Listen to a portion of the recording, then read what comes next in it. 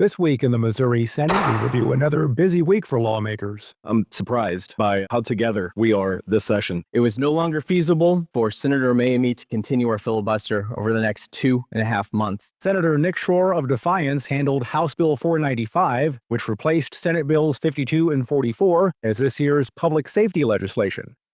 The last-minute decision to take up the House bill as opposed to the Senate bill was a testament to the work that all of us were putting in.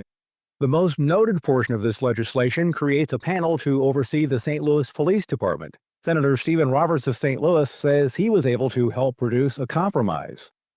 Senator May and I were able to negotiate significant improvements to this bill to improve public safety in the city of St. Louis. Monday afternoon, Missouri senators sent House Bill 495 back to the Missouri House of Representatives. On Wednesday, House Bill 495 was truly agreed to and finally passed, which means it is now in the executive branch and could be signed into law as early as this coming week. Senate Bill number 77. Another piece of the public safety puzzle was discussed on the floor of the Missouri Senate on Wednesday afternoon. Senator Adam Schnelting of St. Charles sponsors Senate Bill 77, a proposal that would modify provisions relating to the carrying of firearms on public transit systems. You know, crime doesn't care about our race, our financial status, our party affiliation. At some point or another, we all find ourselves in a situation where we have to defend ourselves. An amendment to the bill would expand the state's Castle Doctrine laws, which drew opposition from several senators, including Senator Karla May of St. Louis. I can go ahead and just shoot you, kill you, and then that's it. And all I got to do is say my life was threatened.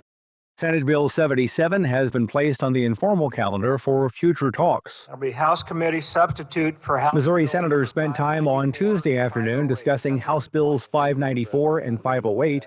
Senator Curtis Trent of Battlefield is the bill handler. He says this measure would authorize an income tax deduction for capital gains.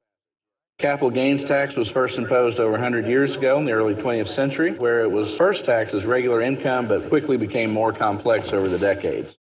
But Missouri Senate Minority Floor Leader Doug Beck of Afton says there is no state capital gains tax since Missouri uses the income tax rate for this. They're going to basically give a handout to billionaires and corporations to pay their federal capital gains tax. That's what this bill does.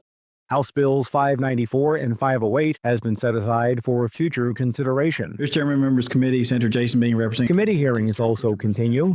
Monday afternoon, the Missouri Senate Transportation, Infrastructure, and Public Safety Committee heard Senator Jason Bean of Holcomb present Senate Bill 254, legislation that seeks to specify drivers would stop at railroad crossings for any on-track equipment in addition to trains.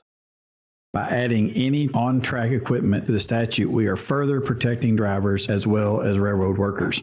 The panel also heard. Thank you, Mr. Chair, members of the committee. Appreciate your time. Senator Stephen Weber of Columbia present Senate Bill 173, a measure that would create provisions relating to grants for nonprofit organizations at risk for terrorist attacks, which would have experts provide feedback on risks of terrorist attacks to vulnerable nonprofits here in Missouri.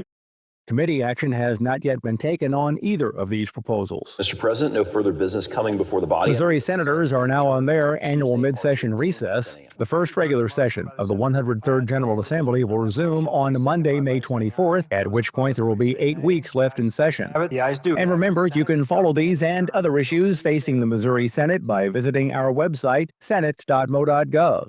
Reporting from the state capitol, I'm Dean Morgan.